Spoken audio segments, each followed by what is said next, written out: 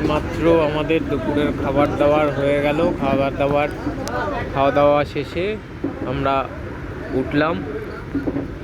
খাওয়া দাওয়ায় আমাদের দুপুরের মেনু ছিল ভাত, ডাল, বেগুনি, তারপরে চিংড়ি মাছের মালাইকারি,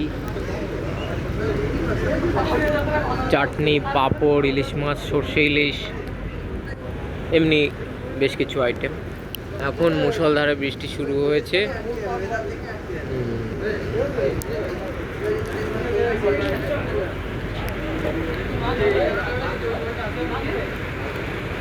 সমুদ্র উত্তাল এবং বৃষ্টির নিশ্চয়ই আওয়াজ শুনতে পাচ্ছেন আপনারা। প্রবল বৃষ্টি এবং মুষলধারে বৃষ্টি।